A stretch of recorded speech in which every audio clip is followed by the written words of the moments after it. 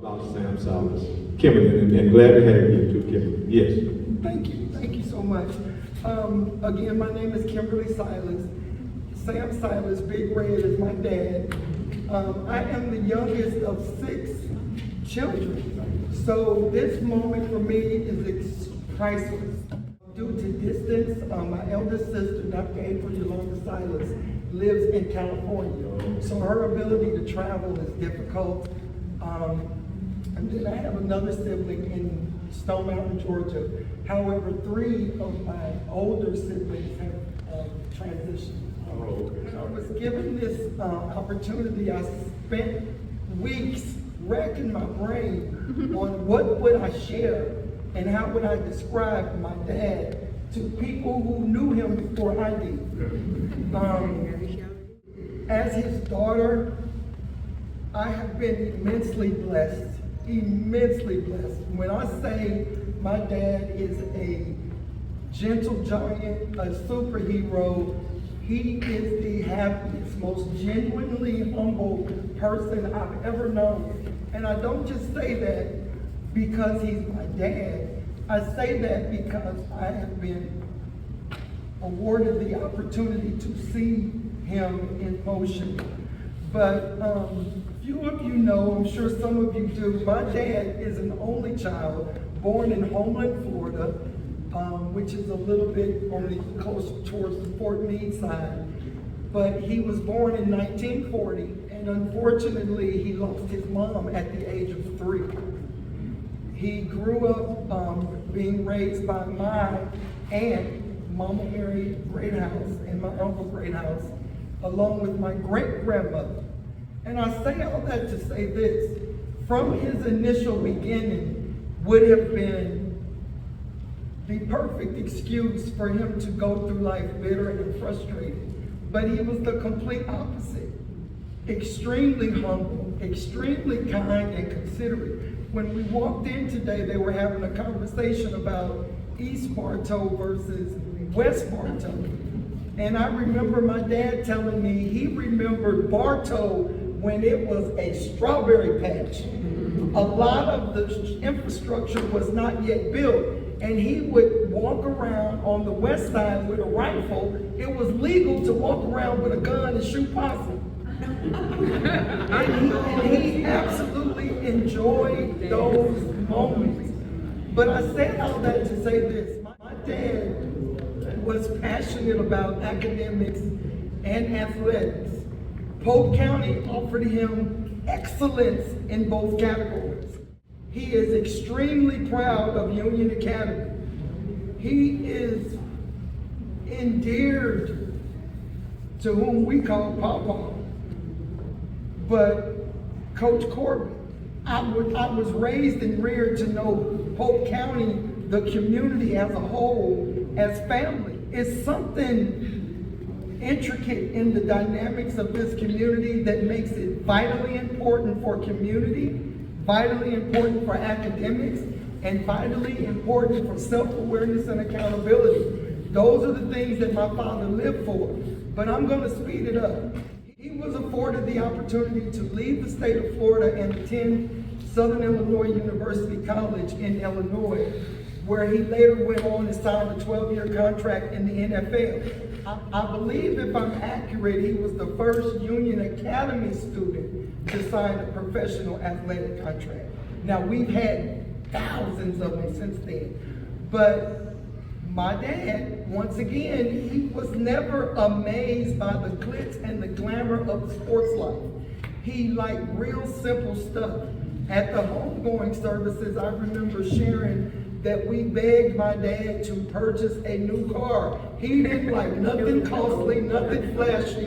We weren't having it. We are ordinary people. And I'm so grateful that he took that approach to finances, economics, and his outlook on life, because for the entire span of his career, my father specialized in housing, making affordable housing in Illinois, in Florida, in Georgia, and New Jersey.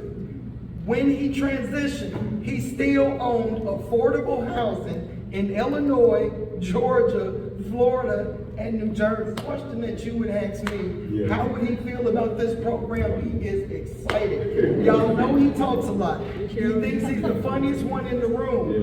But he is so excited to see the community focusing on things that won't go up in smoke. And the unity that the community holds for one another and for our revitalization and for our uniformed initiative program, he would love it. He decided during off season to study for his doctorate degree. This was something that athletes did not do. Why would you give up all the glitz and the glamour and the traveling and the opportunities to do all of this to go back in the classroom? But he was passionate about being in the classroom. Ultimately, he went on to earn his doctorate degree. He served as the Dean of Students for William Patterson College in New Jersey, as well as professorship up until his retirement in 2010. And at the end of the day, when we asked Dad if he was satisfied with what he had accomplished and what did he want to do in his retirement, he said, I knew the day I left that all I ever wanted was to be in Polk County. Yes, and he retired in the childhood home in which he was raised in, right over here on Marshall Street. So, I don't know. I'm so blessed and grateful to be the child of. But at the end of the day, we are all accountable for what mark will we independently leave on life. Right. So if my dad was here and giving me instruction, he would tell me to slow down, stay focused, pay attention, and master the art of accountability. That's good. That's good.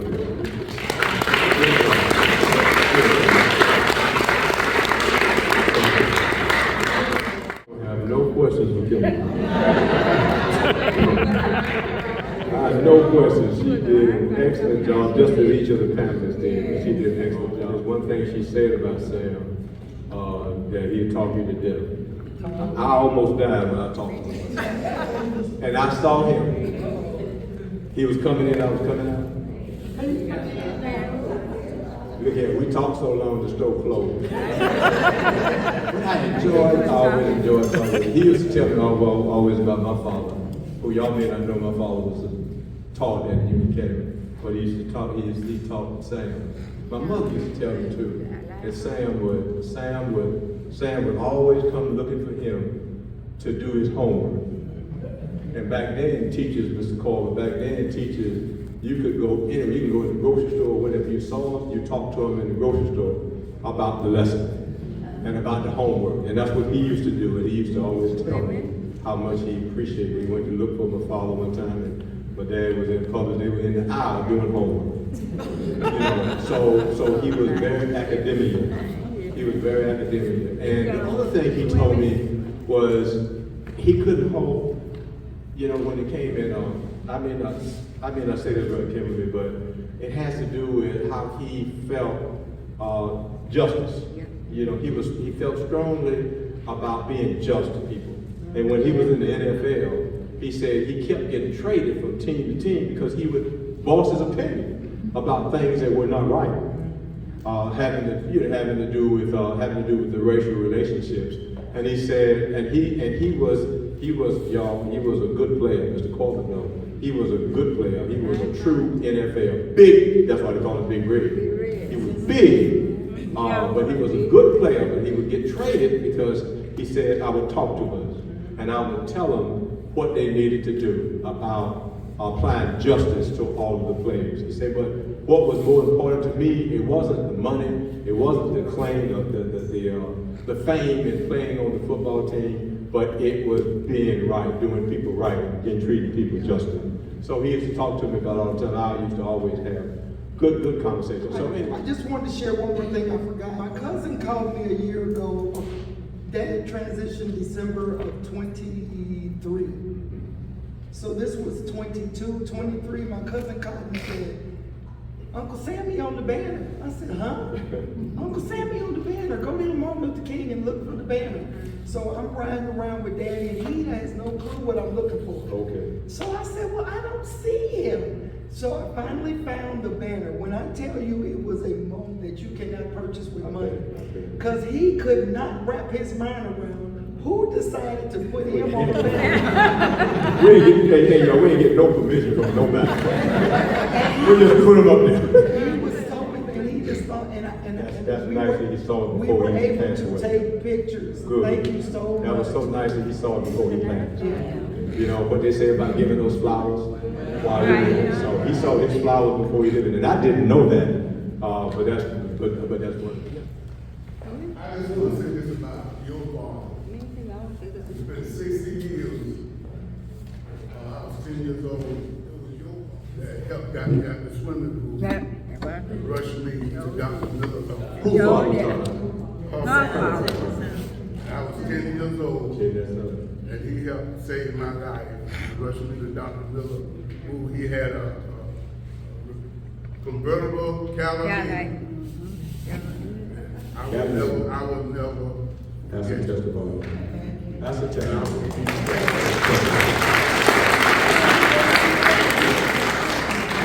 It's those things about your loved ones. I want to say something. And he was so far. I want to say something. Okay, yes. Well, he was a lifeguard too, the Junior Academy, with a lifeguard. Who, you was like? No, Holly's father. Oh, yes. Yes, he was a lifeguard. And I couldn't swim. I was scared to dive on the diving board, and he pushed me off the diving board. And then he had to swim out and come and get me and bring me back to the shore.